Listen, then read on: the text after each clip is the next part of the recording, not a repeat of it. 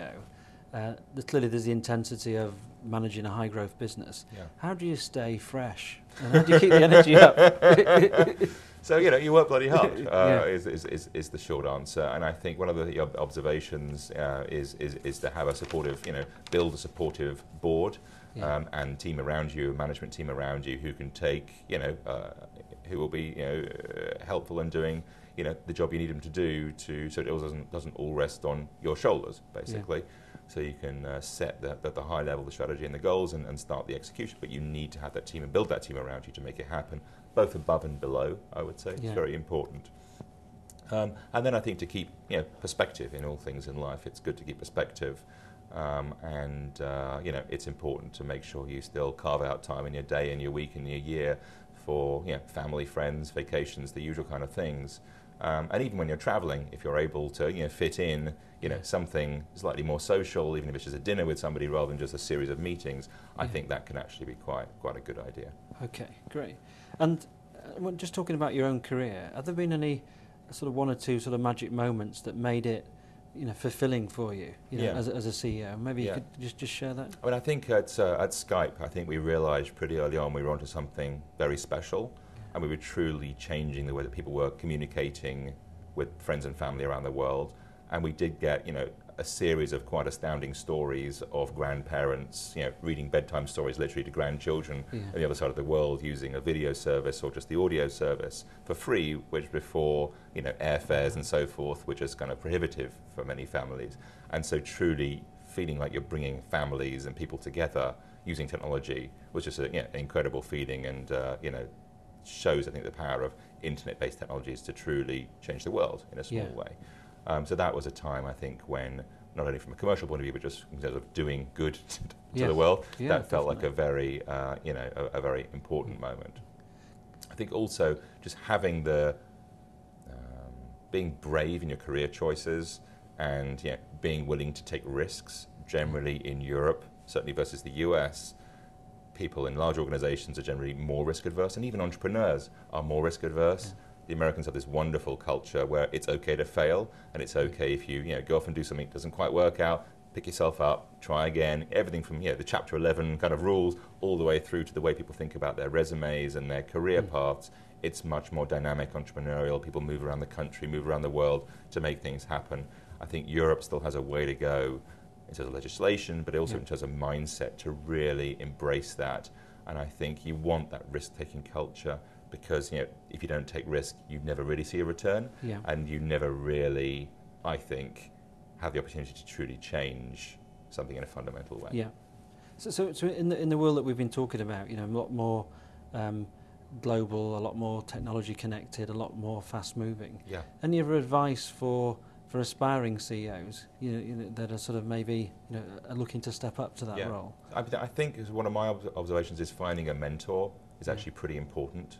So we hired a chairman in my current company, somebody who'd been there, done that, had not only the strategic and kind of operational skills, but also the people skills and kind of emotional intelligence to help manage, board, but also advise more generally. That, and slightly kind of off the record, that it can be quite lonely at the top. It's a cliche, but being the CEO of a business, you do feel exposed. The buck does stop with you, as it should. But there are sometimes decisions or ideas or strategies that you think about, and it's good to be able to bounce that off somebody broadly independent. That is, I think, very helpful.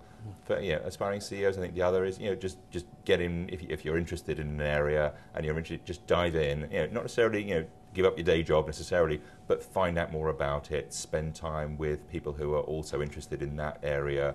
Maybe it's the venture private equity community. Get to know some of them.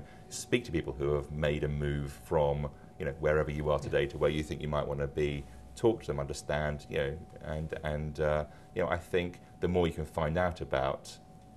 The grass is always greener somewhere else, but the grass has a few weeds, right? So there's always going to be some elements of any move or any job which is going to have downsides as well as upsides. And I think being as clear going in as you possibly can be about what's likely to be good and bad, fewer surprises, probably a good thing. Yeah. Okay. No, thanks for that.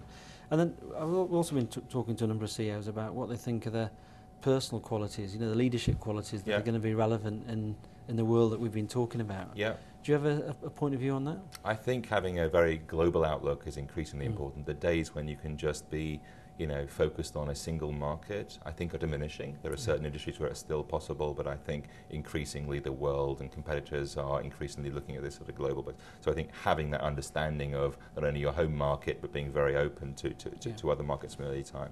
I think having that kind of inquisitive, open, challenging behavior, or naturally challenging behavior of status quo is important. I think understanding the potential and opportunity technology provides, not only to your business but to the marketplace more generally, I think is important. And of course, given the kind of rise in just public consciousness, kind of sustainability, green issues, just finding that being able to drive a strategy for your business which is in tune with that kind of rising consciousness around the world feels like a kind of critical success factor for most, certainly consumer-facing businesses for the foreseeable future. Whether it's an airline or it's a newspaper or whatever it is, every organization, it feels like, and this is going to get, I think, a stronger trend going forward, is going to need to be able to articulate clearly, both to their customers but also to markets, investors, how they're addressing those issues. Okay, great. And in terms of advice for people who are about to take a CEO job, I mean, I don't know if you've got any sort of serious advice or even frivolous advice from some things that might have happened to you in the past. I mean, I'd say do it. I mean, I'd just say, if an opportunity knocks, then you take it, even if you're not sure. It's always a bit of a leap into the unknown. But the world is a big place, and worst case, it doesn't work out. And what would analyze quite clearly? Okay, what would it look like if that happened, and what would I do instead? I'd pick myself up and go and try something else. Is that so awful? Answer, probably not. Therefore, actually look at it from a much more American glass half full rather than glass half empty point of view, which is, this is it, right? This is me, this is it, and I'm going to go hell for leather for this. I'm going to commit for 100%, and I'm going to make a huge success of this, and grow and develop myself whilst building an amazing business and organization around me, and going in all guns blazing, not taking no for an answer, and just driving through problems as they arise, and making it a big success. Okay, brilliant. And then the book is about the secrets of CEOs. Yes. With a focus on business, life, and leadership. Are there any sort of Bilefield secrets? I think in terms of I think building the core team around you is desperately important. And I think mistakes I've made in the past are not always addressing some of those people issues as quickly as in retrospect one should. And so building that core team and keeping the organisation for as long as possible, as flat as possible, understanding again that great ideas come from everywhere in an organisation and even beyond the organisation. So how do you, as a CEO, make sure you're in tune with all of that, and spending time, walking the floors is a cliche, but getting on planes, going to visit operations, just making sure you are visible internally almost as much as externally, and making sure that people know they can, you're approachable and people can come and see you. It's funny, when I was at Yahoo, we had this concept of turning our organisation chart on its head, because we had customer service people, we paid frankly not so much, who were talking most frequently to our end customers. And so how do we get the management team to make sure they're engaging with those people and actually hearing at first hand what it is customers are saying? And so a number of companies I know have put in, forcing the management team to spend a day on the floor, basically, either on the shop floor or in the call center or whatever. Really, really instructional. Those sorts of things. And people seeing you're doing that and kind of walking the walk as well as talking the talk, desperately important, I think. Yeah. Jim, just another related question on the technology. Yeah. What's your view on virtual worlds? Second Life. I hear all these figures that are massive, and other people say there's only 1 million people in it.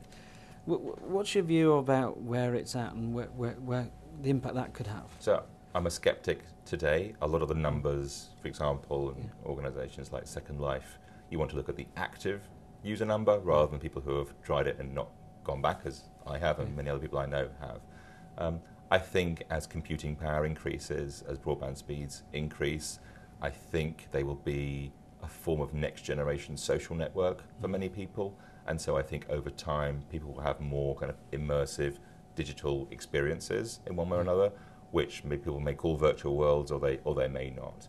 Today, there are some niche companies which are quite successful, but I think it's far